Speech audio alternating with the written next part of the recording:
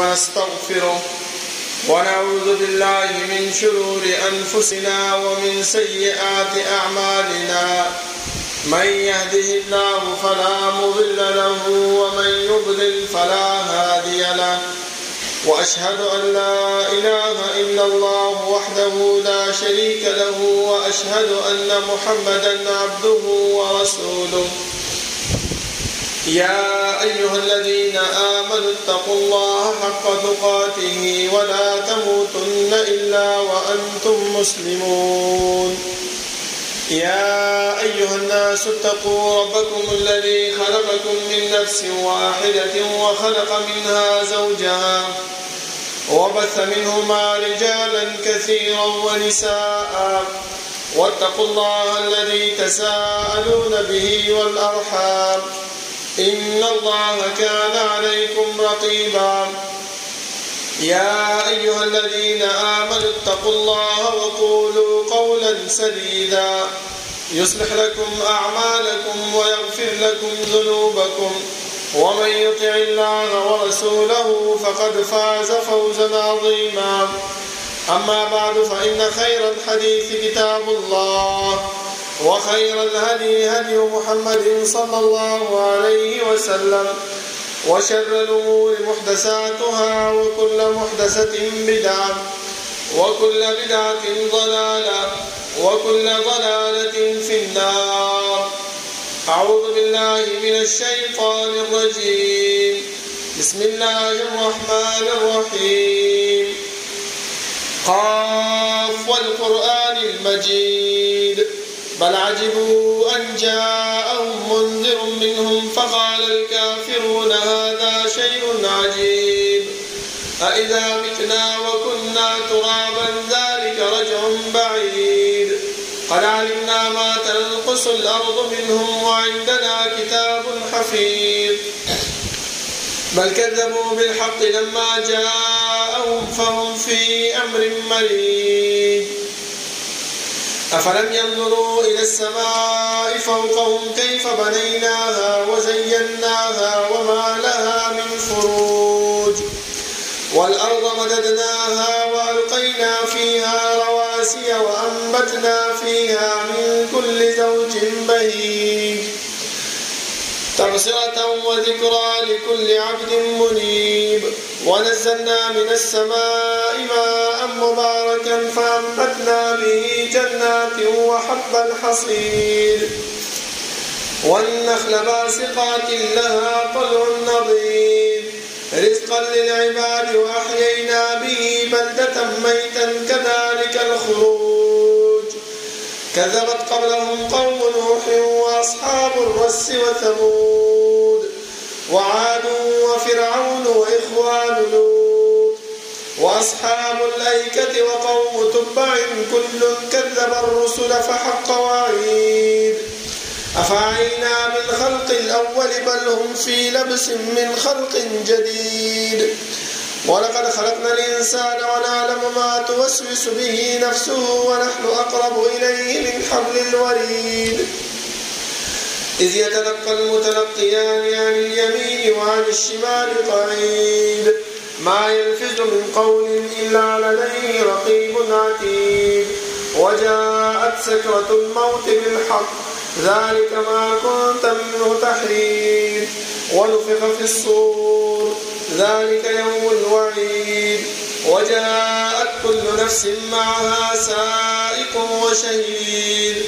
لقد كنت في غفلة من هذا فكشفنا عنك غطاءك فبصرك اليوم حديد وقال قرينه هذا ما لدي عتيد ألقيا في جهنم كل كفار عنيد مناع للخير معتد مريب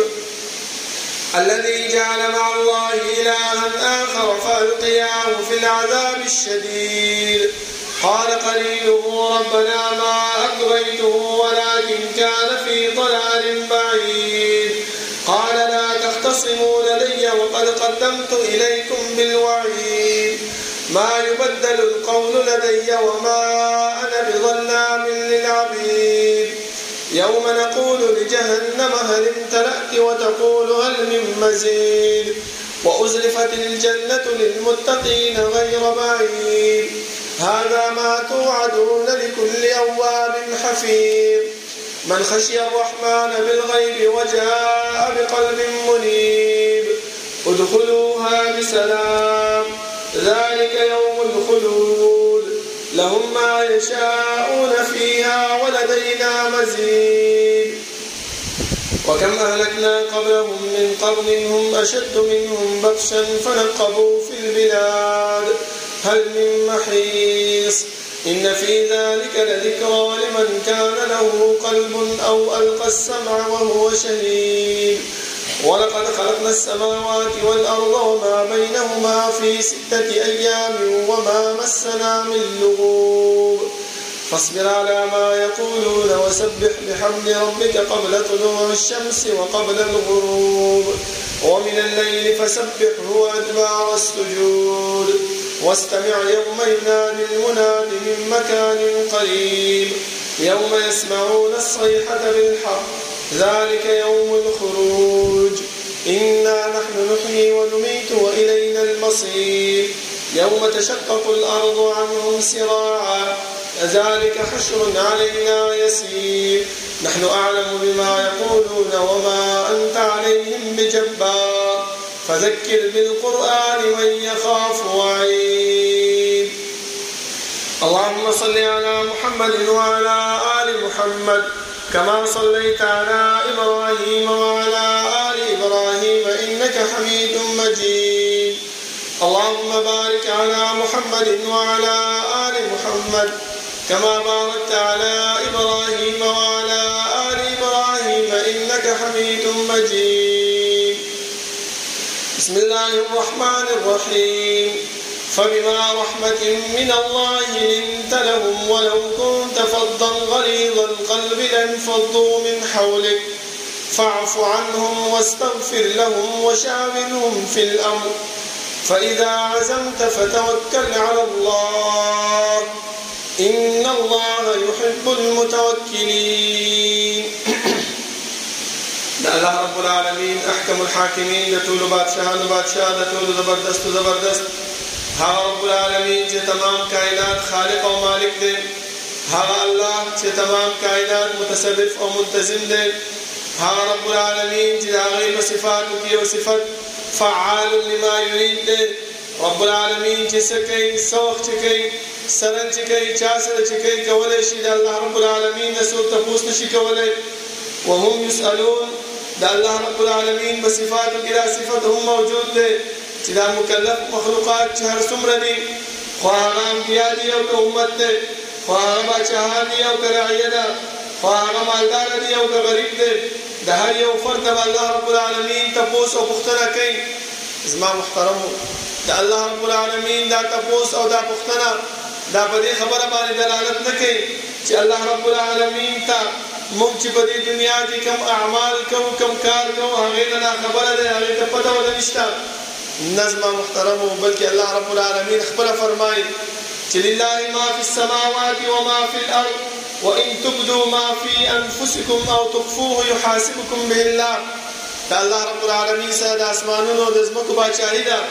کم خبری چې تاسو په زړونو کې ښکارا پټوي او کم خبری چې تاسو ښکارا کوي د هر یو بارکه الله رب العالمین تپوس کوي خو دلته سوال دا راځي چې بیا الله رب العالمین تپوس ولیکي الله رب العالمین دا تپوس او دا پوښتنه د دې د وجه نه کوي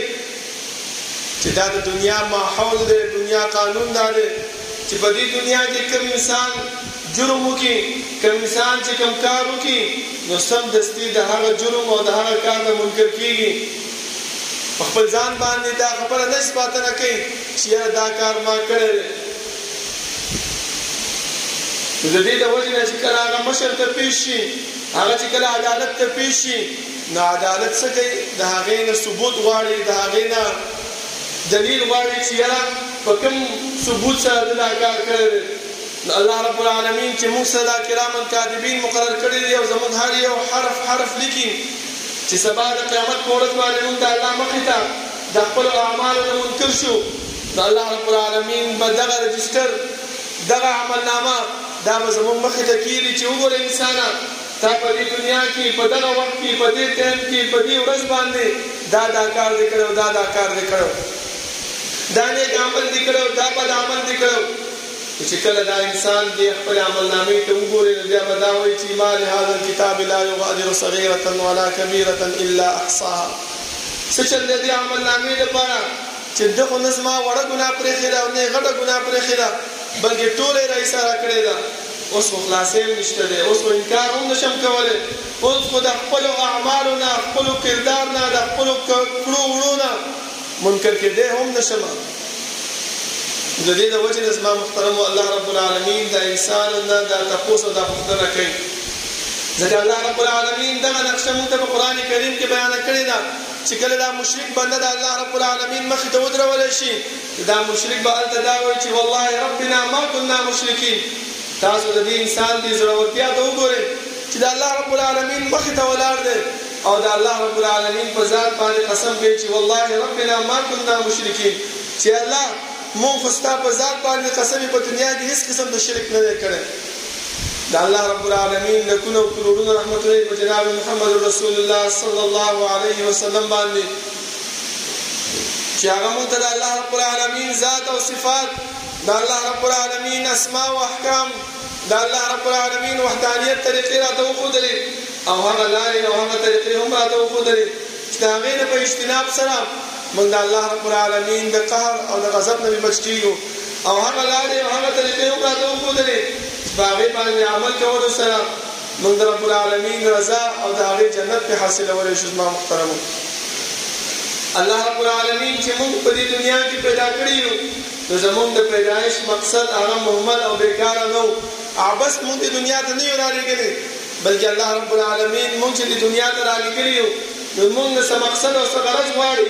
هغه مقصد او غرض الله خپله بیان کړی چې وما خلقت الجن والانس الا لیعبدون ما انسانان او پیریان نه دي پیدا کړي مګر خپل عبادت دپاره اوس دا عبادت به څنګه کوو څومره به کوو د چا په طریقه باندې به کوو نو الله رب العالمین د دې ښودنې لپاره موږ ته یو لک سریري سره کم و پیش پیغمبران هغه یې راولېږل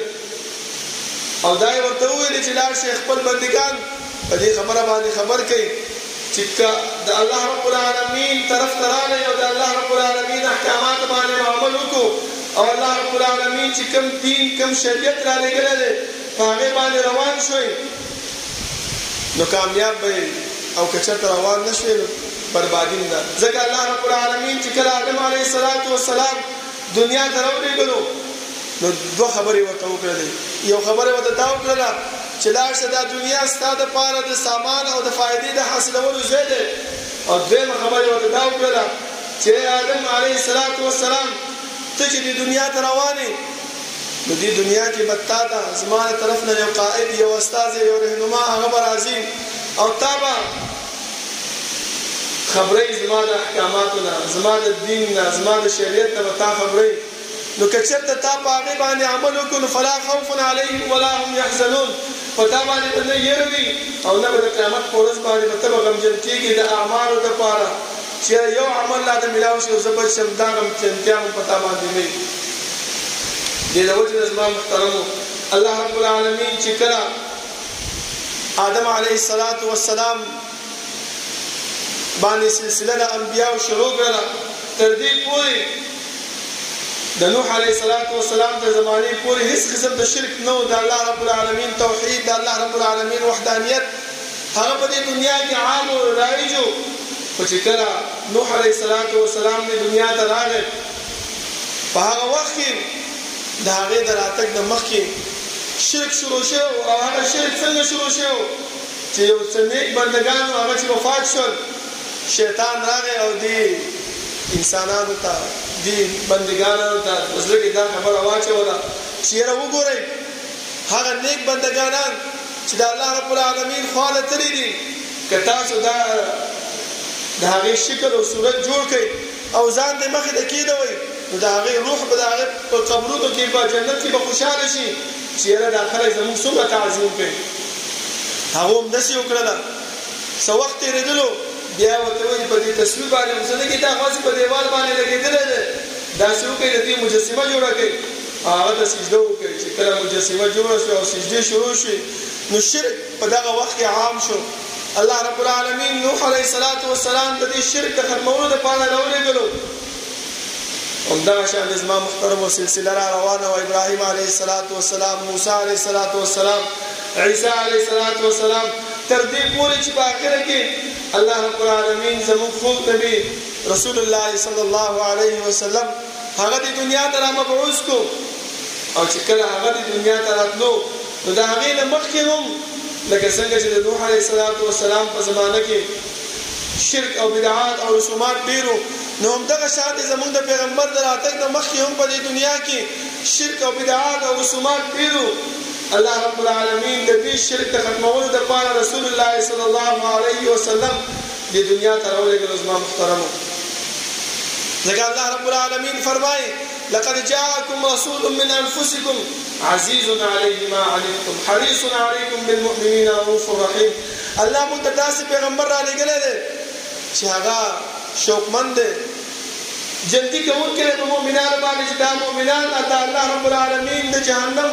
او د الله رب العالمین د گرفت او د عذاب نه بچ شي، او په مؤمنانو باندې شفقت او مهرباني کوونکی دی چې دیو نیک اعمالو کې او د نیک اعمالو طرف ته سمدست راشي. زما محترمو دې د وجې نه رسول الله صلی الله علیه وسلم داسې یو عمل نه دی پرېښی، داسې یو کار نه دی پرېښی چې هغه موږ ته نه بیان کړي چې په هغه امت کې کمزورتیا موجوده وي. تاسو وګورئ زما محترمو ټولو کې اول به راشو دې مانځه ته. نن سبا مونږ خو مونځ کوو، خو مونځ ته داسې خاص توجه نه ورکوو، ترجیح نه ورکوو، بس جومات ته راشو هسې یو دوه درې ځله ښکته پورته شو او بس خپله ذمه فارغه کړو چې یاره الله رب العالمین که قبلې قبول به کړي او که قبول یې نه کړي بیا به ورسره ګورو. خو نه زما محترمو رسول الله صلی الله علیه وسلم الله رب العالمین زمونږ دپاره یو مصلح اصلاح کوونکی، مونږ چې په دې دنیا کې کوم عمل کوو کوم کار کوو په هغه اعمالو کې څه خرابي وي، په هغه اعمالو کې د رسول الله صلی الله علیه وسلم د رالېږلی شوی دین او د شریعت موافق نه وي، په هغې باندې زما محترمو رسول الله صلی الله علیه وسلم مونږ ته خامخا تنبیه راکړې ده، خبرتیا یې راکړې ده. او که چېرته کوم کار د رسول الله صلی الله علیه وسلم نه پاتې شوي نو سمدستي الله رب العالمین په هغې باندې وحی رالېږلی چې ای پیغمبره دا کار داسې نه دی، داسې وکړه، دې سړي ته داسې ووایه، دا سړی پرېږده او د دې سړي سره ملګرتیا وکړه. لکه تاسو وګورئ زما محترمو یو وخت کې یو ورځ رسول الله صلی الله علیه وسلم د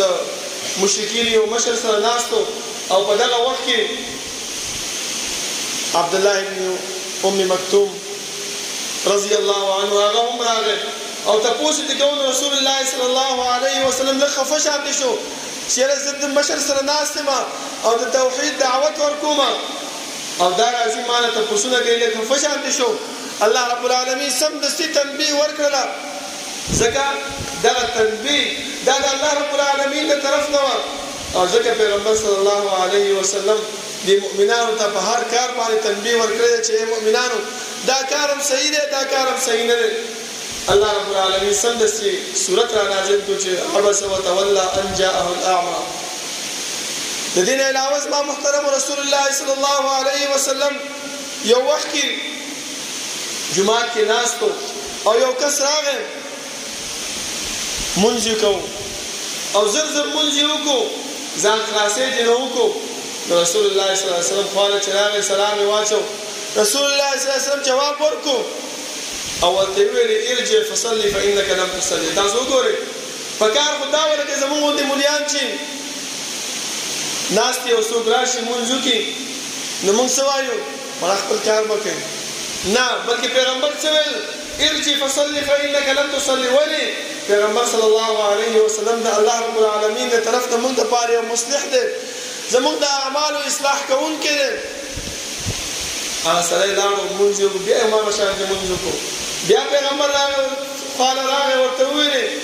هغه بیا ورته ویل چې ارجع فصلي فانک لم تصلي. درې ځل چې دا خبرې وکړله بیا هغه سړی ورته چې د الله رسوله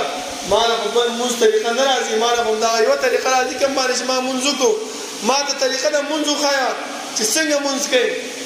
هغه اوږد حدیث دی زما محترمو، هغه ورته بیا مونځ ښایي چې کله ته ودرېږي اودس وکړه صحیح طریقې سره، بیا چې را لمانځه د قبلې ته مخ کړه، نیت وکړه چې رکوع ته ځې، رکوع سیده وکړه، ښه په ترتیب سره ټول مونځ یو. خو دغه حدیث هغه اوږد روایت تاسو ته معلوم دی. نو وګورئ زما محترمو، دا د مونځ ورکوړې مسله نه ده چې مونږ دا په ورکوړې خبره باندې اخلو او دا مونځ چې دی نو دا مونږ اخوا دیما کوو، بلکې الله رب العالمین په دې باندې سمدستي نیونکی وکړله. پیغمبر ته همدغه خبره وکړه چې پیغمبره دې سړي ته د مونځ دغه ورته وښایه، مونځ طریقه ورته وښایه. بل حدیث کې راځي چې یو اعرابي راغی او د رسول الله صلی الله علیه وسلم په جماعت کې امتیاز یې وکړلې. صحابه په رټل شروع شول او غوسه شول ورته. نو پیغمبر ورته سمدستي وویلې چې نه رټئ ما، پرېږده چې دا خپل قضای حاجت پوره کړي. ولې پکار دی چې ورته ویل چې مه کوه دغه وخت کې بول په جومات کې مه کوه، دا جومات د عبادت ځای دی. لیکن پیغمبر پرېښوستو. ولې د مصلح الله رب العالمین مونږ ته رالېږلی دی زمونږ د اعمالو د اصلاح دپاره، که په دغه وخت کې دغه سړی د امتیاز نه بند کړی وي نو دې ته تکلیف شروع کېدو زما محترمو، د مثانې تکلیف پیدا کېږي چې امتیاز انسان په نیمه کې بند کړي. نو بیا وروسته ورته وویل چې دا جوماتونه د الله رب العالمین د عبادت دپاره دی، دا د امتیازو او د بولو ځای نه دی. دې کې الله رب العالمین ته عبادت کېږي، د الله رب العالمین وحدانیت په دې کې بیانېږي، د الله رب العالمین ذکر اذکار په دې کې بیانېږي. هغه انسان په هغه دغه باندې پوه شو زما محترمو. او که چېرته په دغه وخت کې رسول الله صلی الله علیه وسلم سختي کړې وي او هغه یې رټلی وي نو زما محترمو دا زموږ دین، دا زموږ شریعت دا د سختۍ دین نه دی، بلکې الله رب العالمین پیغمبر ته همدغه خبره بیانوي چې فبما رحمة من الله لنت لهم ولو كنت فظا غلیظ القلب لانفضوا من حولك. ای پیغمبره دا ستا د نرمتیا د وجې نه، ستا د ښو اخلاقو د وجې نه دا پیغمبر، دا امتیان، دا صحابه کرام ستا چار چاپېره ناست دي. تاسو وګورئ د دنیا رواج ته، کوم انسان چې خوش اخلاقه وي، کوم انسان چې د خلکو سره ښه ملاو والا وي، ښه خبرې اترې کوونکی وي،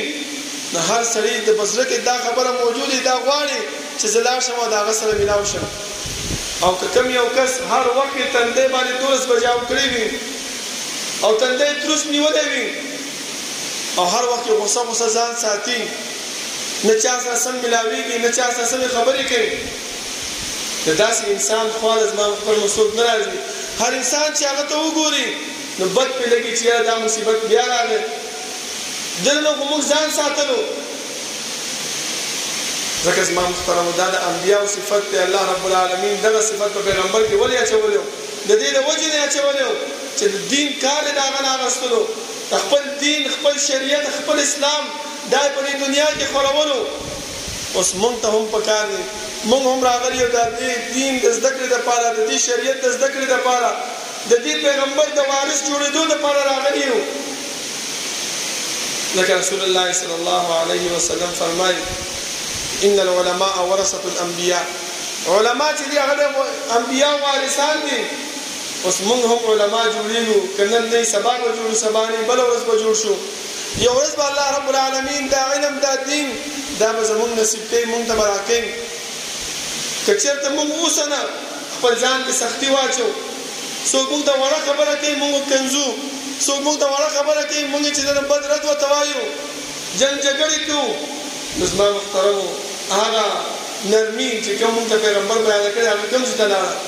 تر دې پورې چې دغه نرمي رسول الله صلی الله علیه وسلم د صدقې په زمره کې هم راوستې ده چې یو انسان د خپل ورور سره ملاویږي کلاو تندي سره، دا هم یو صدقه ده. او د قیامت په ورځ به موږ یو نیکۍ دپاره، یو اعمالو دپاره به محتاج یو عمل به لټو چې یاره یو عمل ملاو شي راته او په هغې باندې زه څه وکړمه، مخ په وړاندې لاړ شم او د الله رب العالمین د عذاب او د قیامت د ورځې، د حشر د ورځې د سختۍ نه بچ شم چې کوم سختي او کوم ورځ چې الله رب العالمین فرمایي چې کان مقداره 50,000 سنه، چې د هغې ورځ مقدار 50,000 کاله دی. د هغې د سختۍ نه د بچ کېدو دپاره زما محترم موږ ته پکار دی چې موږ د دې پیغمبر کم اسوه ده، کم نمونه ده، کم بهترین عمل دی هغه په خپل ذهن کې واچو او دا سختی او دا غصه او دا بد اخلاقي د خپل د ځان نه لرې کړو، نو الله به الله رب العالمین موږ کامیاب کړي او زموږ د علم دا به نافع وګرځي. زما محترمو او که چېرته داسې نه وي نو بیا زما محترمو هېڅ قسم د داسې نه کېږي. بیا هم رسول الله صلی الله علیه وسلم بار بار موږ ته دغه خبره بیانه کړله او الله رب العالمین هم موږ ته دا فرمایي چې یو انسان نه کله ګناه وشي، کله زیاتې ته وشي، نو الله رب العالمین څه فرمایي چې دا انسان دې څه وکړي، دا دې سمدستي زما خواله راشي. ځان دې اصلاح کړي. د انسان اصلاح په څه باندې کېږي؟ د الله رب العالمین په عبادت، د الله رب العالمین په بندګۍ باندې، د الله نه استغفار په غوښتو سره. الله فرمایي والذین اذا فعلوا فاحشة او ظلموا انفسهم. د دې مخکې آیات کې هم الله رب العالمین دغه خبرې ته اشاره کړې ده. تاسو وګورئ چې کوم یو انسان خپل اصلاح غواړي، خپل ځان سمول غواړي، نو الله څه فرمایي چې وسارعوا الى مغفرة من ربکم وجنة عرضها السماوات والارض. جلدیواله وګي هغه مغفرت ته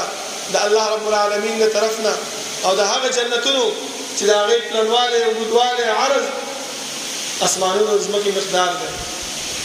بیا الله فرمایي چې اعدت للمتقین. دا د چا دپاره تیار کړی شوی؟ د متقیانو دپاره. اوس متقي څوک دی؟ د متقي صفات واورئ. ځکه الله رب العالمین او پیغمبر موږ ته چې رالېږلی زموږ د اصلاح دپاره اول الله رب العالمین دغه قانونونه، دغه قواعد موږ ته په قرآن مجید کې بیان کړي. دغه قرآن مجید الله رب العالمین پیغمبر ته وښودل چې دا خپل امت ته بیان کړه، نو چې دغه اعمال موږ خپل ذهن کې، خپل زندګۍ کې راولو، زموږ اصلاح به وشي. زما محترمو او الله رب العالمین به موږ ته علم نافع راکړي او الله رب العالمین به موږ د قیامت د هغه سختې ورځې نه د هغې چې کومه سختي ده د هغې نه به موږ بچ کړي. هغه څه شی دی ټولو کې اوله عمل چې هغه موږ نه هېر شوی دی الذين ينفقون في السراء والضراء. انفاق فی سبیل الله په خوشحالۍ او په سختۍ کې. دویم والکاظمین الغیظ او خپل غصه سکون کې. لکه تاسو ما مخکې ویلي چې انسان کله بد اخلاقي کوي او غصه خپله ښیي، وړه خبره نه او خپله غصه ته انسان ظاهره کوي او ښکاره کوي او د بل انسان سره جنګ کوي، جګړه کوي، هغې ته بد رد وایي، هغې ته سپورې وایي. زما محترم الله رب العالمین دغسې انسان د متقیانو نه ویستی دی، د متقیانو د صفاتو نه الله رب العالمین دا ویستی دی. زه دا نه وایم چې دا انسان منافق کېږي، بلکې الله رب العالمین فرمایي چې اعدت للمتقین. دغه جنت چې تیار شوی دی، دغه مغفرت د الله رب العالمین چې میلاویږي هغه چا ته میلاویږي؟ متقیانو ته. متقیانو صفت ينفقون في السراء والضراء. دویم والکاظمین الغیظ او غصه سکونکي وي. والعافین عن الناس او عفو کوونکي وي خلکو ته. زما محترمو دلته یوه خبره طرف ته اشاره کوم، لږ سوچ ورته وکړئ. ډېره ضروري خبره ده چې هغه زموږ په زندګۍ کې موږ په شا غورځولې ده، هغې طرف ته زموږ توجه نشته دی او دا ټول موږ په هغې کې نښتي یو. زما محترمو هغه څه شی دی؟ الله فرمایي چې والکاظمین الغیظ غصه سونکي وي. د انسان نه چې غصه ورشي او دا غصه وسکي. رسول الله صلی الله علیه وسلم په حدیث کې فرمایي چې بهادر تاسو کې څوک دی؟ صحابه کرام سمدستي وویل چې د الله رسول بهادر هغه انسان دی چې هغه جنگ کې مقابله کوي، جهاد ته راځي، میدان ته کوشي، دغه مو بهادر انسان دی. نو رسول الله صلی الله علیه وسلم فرمایي چې بهادر هغه انسان دی چې غصه ورشي او دا غصه خپله وسکي، په هغې باندې کنټرول راولي. په بل روایت کې دا راغلی دی چې دا انسان ښه قدرت لري چې دا خپله غصه په نافظه کې په بل انسان باندې ښه طاقت هم لري، باوجود د قدرت نه، باوجود د طاقت نه، دا د الله رب العالمین د رضا دپاره معاف کړي. دغه انسان بهادر دی. والعافین عن الناس او عفو کوونکي خلکو ته. دا دویم نقطه دی کې دا د زما محترمو چې ټیک ده تا خو دا بهادري وکړله خو مونږ څه کوو دې بهادرۍ نه وروسته یو بل کار کوو هغه ډېر لوی دی هغه زمونږ دا بهادري چې کوم دی مکمل ختموي زمونږ دا بهادري د منځه وړي هغه څه شی دی بیا زه په خلکو کې ګرځو یو مجلس ته چې لاړ شو پرون مې هغه کس سره زیاتې را سره کړی او ما د الله دپاره معاف کړو هغې ته لګیا وایو بل مجلس ته کښېنو دوه درې کسان ناست یې خپل منځ کې ګپ لګوو هلته دا خبره کوو چې یاره پرون باندې یو کس زیاتې وکړو او ډېر غوسه راغلې وه خو بس د الله دپاره مې معاف کړو نه زما محترمو دغه خبره چې دی نو چې ته بیانې دا یو قسم دی یو خو ریا کې راځي بل غیبت کې راځي زما محترمو په دې باندې الله رب العالمین نیونکې کوي او دا ستا چې کومه بهادري تا کړې ده دا بهادري په دې خبره باندې ختمېږي زما محترمو دې د وجې نه چې کوم عمل کوو کوم کار د نیکۍ طرف ته کوو اول په کار دا دی چې هغه په هماغه ځای کې پرېږدو نه چاته بیان کو نه چاته دا وایو چې ما داسې کار کړی او ما داسې کار کړی او ما داسې کار کړی که چېرته موږ دا بیانو هغه زموږ نیکي چې موږ کم کړې ده هغه ختمېږي موږ خو په زړه کې دا وایو ته ما دا خو مې هسې وویلې سړی خفه شي که نه یاره دا مې داسې بیان کړه دا مې داسې وکړه نه په دې بیانولو سره په دې خفګان سره دا چې ته کې زړه کې دا خبره راوله چې دا ټول هر څه چې زه کوم دا صرف د الله رب العالمین د رضا دپاره کوم انسان به ماله څه راکړي که زه خپل زړه سپک کړم او که سپک نه کړم دا خبرو کې دغه خبره بیان کړم او که بیان نه کړم په دې باندې ما ته څه میلاو شي خو د الله رب العالمین د طرف نه دغه مصلح پیغمبر چې مونږ ته رالېږلی دغه مونږ ته هغې بیان کړي دي دغه خبرې نو دا اوس مونږ ته پکار دی چې مونږ په خپله زندګۍ کې راولو زما محترمو چې په زندګۍ کې را نه ولو او اعمال په هغې باندې ونه کړو ځکه علما فرمایي چې ایمان څه ته ویلی کېږي ایمان د درې خبرو نه جوړ دی تصدیق په خوله باندې تصدیق کول په زړه باندې تصدیق کول په خوله باندې وینا کول او عمل بالجوارح او په جوارح باندې عمل کول چې موږ هغه عمل ونه کړو زموږ دا کار زما محترم هغه ختمېږي سلیمان ابن مهران رحمه الله هغه خپل مینځي ته وویل چې اوسه ماله اوبه راوړه چې کله اوبه راوړلې دا اوبه په هغه باندې وغورځېدلې او سخت غوسه شو نو د وینځي سمدستي دا آیات ورته بیان کړو چې والکاظمین الغیظ غوسه سکونکي مؤمن متقي صفات څه شی دي والکاظمین الغیظ غوسه سکونکي هغه صحیح ده به زه معاف مې کړي هغه په دې باندې کار نه کېږي الله وایي چې والعافین عن الناس عفو هم راته وکړه دا نه چې سبا بیا راته لګیا یې چې سم شه پرون مې چې اوبه دې راباندې غورځولې وې او څه مې ورته ونه ویلې نه دا ویناګانې به بیا ماته نه کړې هغه وایي ښځه صحیح ده نو چې دا مې ویل نو زه ما ته الله رب العالمین د رضا دپاره ته معاف کړې بل ځای کې بیا الله رب العالمین څه فرمایي د دې عمل نه وروسته وګورئ زما محترمو جنت ملاویږي مغفرت ملاویږي د متقیانو صفات انسان ته ملاویږي او ورسره څلورم صفت څلورم نفع څلورمه فایده چې ملاویږي هغه څه شی دی والله يحب المحسنين الله رب العالمین داسې انسان سره محبت کوي داسې انسان سره مینه کوي او چې الله چا سره مینه وکړي زما محترم ستاسو څه خیال دی چې الله رب العالمین به داسې انسان ته بخښنه وکړي او که ونه کړي بل صفت زما محترمو د مؤمن د متقي د جنت د حاصلولو د مغفرت د حاصلولو والذین اذا فعلوا فاحشة او ظلموا انفسهم ذكروا الله فاستغفروا لذنوبهم ټیک ده یو انسان په ناخبرۍ کې دغه کار وکړي یو انسان ته پته نه او ناخبرۍ کې دغه زیاتې په ځان باندې وکړي دغه ظلم په ځان باندې وکړي د یو سړي غیبت وکړي کوم پیغمبر چې الله رب العالمین مونږ ته رالیږلی دی زمونږ د اصلاح دپاره دغه خبرې مونږ ته بیانې کړي دي او دغه خبرې مونږ ونه منو مونږ د ځان نه رسو کړو نو الله بیا هم فرمایي چې ظلم په ځان باندې وکړي نو ته څه وکړه ذکر الله رب العالمین یاد کړه یاداشت الله رب العالمین ذکر وکړه الله رب العالمین استغفار وایا سبحان الله الحمد لله الله اکبر لا اله الا الله دغه ذکر د الله رب العالمین وکړه ومن يغفر الذنوب الا الله دا کار چې څوک کوي هغه څه دپاره کوي ولې کوي د هغه په زړه کې دغه خبره موجودي چې یاره ما نه دا زیاتې وشو دا ظلم رانه وشو الله چې پیغمبر رالیږلی و هغه زما د اصلاح دپاره دا خبرې ما ته بیانې کړې وې خو زه ځان خپله نه مصلح کوم زه ځان خپله چې دی نو سمې لارې ته نه بوځم خو الله نه بخښنه او استغفار کوم ځکه چې د الله رب العالمین د ما سوا بل بخونکی ذات نشته دی چې هغه زما دا ګناهونه معاف کړي. ومن يغفر الذنوب الا الله ولم يصروا على ما فعلوا وهم يعلمون. او دویمه خبره دا ده چې بخنه سره سره په خپل ځل کې دغه اراده او دغه قصد مو کا چې زه به دوباره دې ګناه ته نه راځم، دا ګناه به زه دوباره نه کوم. نو الله رب العالمین موږ د مغفرت او د جنت مستحق ګرځي زما محترم. او که چېرته موږ په زړونو کې دغه خبره راوړو چې یو وړه ګناه ده خیر ده څه خبره ده وشوه، که چېرته موږ ته په اسمبلی کې موږ ته په جماعت کې تقاریر کېږي، زموږ د اصلاح خبرې کېږي او هغه اصلاح خبرې موږ چې ډېر په شا غورځو، موږ په هغې باندې عمل نه کوو، موږ په هغې باندې صرف نظر ګرځو، خپل په سر باندې خبره غورځو. نو الله څه فرمایي؟ اذا فعلوا فاحشه او ظلموا انفسهم. دا زموږ د اصلاح خبرې زما محترم، موږ په ځان باندې ظلم وکړو، په کار دا موږ چې موږ په خپل ځان باندې د استغفار او د توبې ماده هغه لازم وکړو. ځکه بیا به سبا د قیامت په ورځ باندې چې الله رب العالمین مخې ته ودرېږو، الله موږ نه تپوس کوي چې ما پیغمبر درلېږلی او د اصلاح دپاره هغه تا د قوانین او اصول بیان کړي، په جامع سرې کې تا سبق ویله،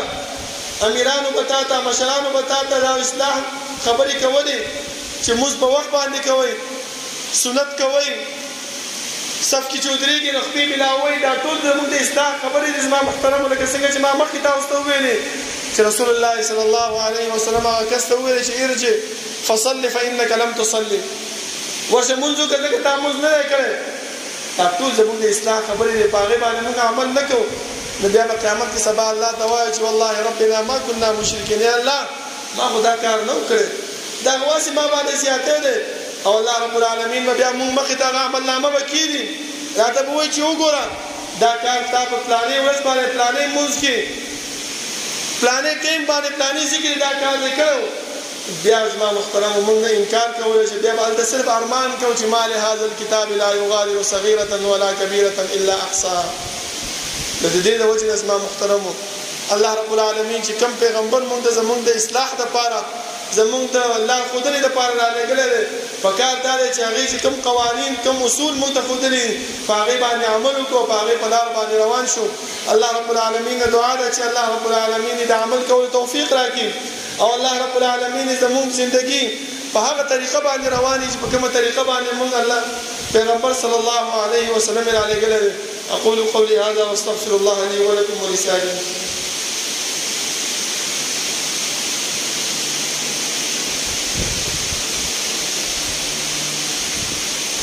إن الحمد لله نحمده ونستعينه ونستغفره ونعوذ بالله من شرور أنفسنا ومن سيئات أعمالنا، من يهده الله فلا مضل له ومن يضلل فلا هادي له، وأشهد أن لا إله إلا الله وحده لا شريك له، وأشهد أن محمدا عبده ورسوله. يا أيها الذين آمنوا اتقوا الله حق تقاته ولا تموتن إلا وأنتم مسلمون. يا أيها الناس اتقوا ربكم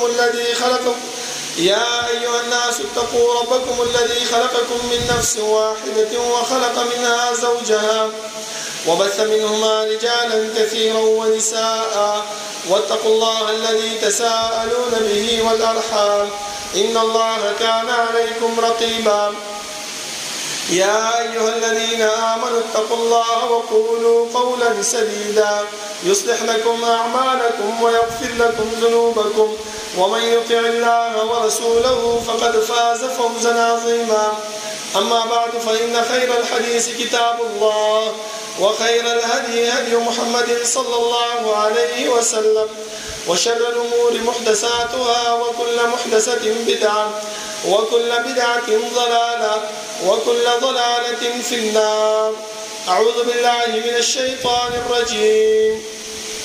فبما رحمة من الله لنت لهم ولو كنت فظا غليظ القلب لانفضوا من حولك. زما محترمو من طلباء کرام چې راغلي یو د مرکز ته خالص دې دپاره چې د الله رب العالمین دین د الله رب العالمین چې کوم شریعت رالیږلی هغه زده کړو، په دې کې چې کومې سختې راځي کوم تکالیف راځي په هغې باندې صبر وکړو، خپل ځان کې د اخلاق ماده پیدا کو خپل ځان کې د برداشت ماده پیدا کو دا نه چې وړه خبره زمونږ نه برداشت کیږي او په هغه باندې مونږ سکو غوسه کو په هغه باندې مونږ سکو زیاته کو په هغه باندې مونږ سپګي سپوري وایو او دا بیا هغه زمونږ رجستر کې زمونږ عملنامه کې لیکل کیږي او سبا بیا مونږ هیڅ هم نشو کولای د الله رب العالمین مخې ته صرف یو کار کولای شو چې بیا به ارمان او افسوس کو او دا به وایو چې زمونږ د مال دې واغستل شي زمونږ د بچی دې واغستل شي چې اوس ما دې یو نیکی ملاوي شي اوس الله رب العالمین موقره کړی دا نه په مونږ باندې د کور ذمہواری شته نه په مونږ باندې د بچو ذمہواری نشته صرف د نیکو اعمالو ذمہواری د زما محترم چې مونږ نیک اعمال وکړو صرف مونږ کې هغه ذمہواری موجود ده چې مونږ دا برداشت ماده په ځان کې پیدا کړو مونږ ته هغه ذمہواری موجود ده چې کوم مونږ ته الله رب العالمین پیغمبر را لګل او راته ویلي چې والکاظمین الغیظ غصه سکونګي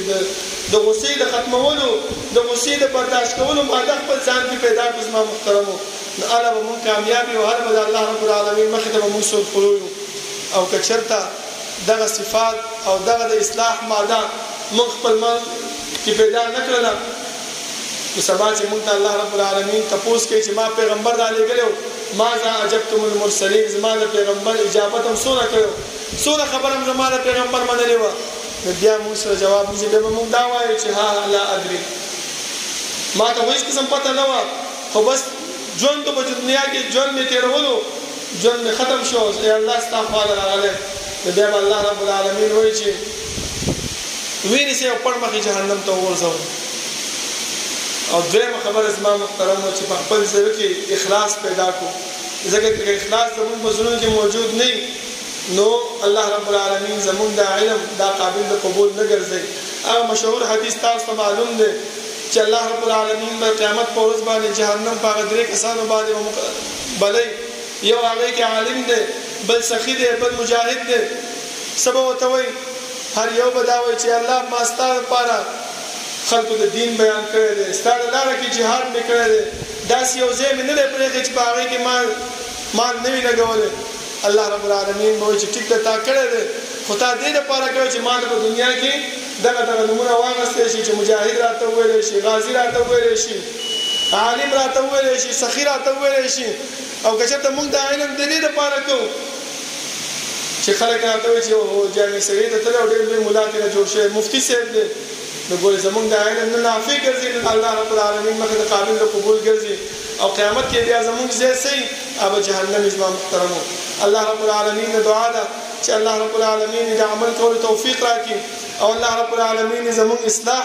په دې باندې وکړي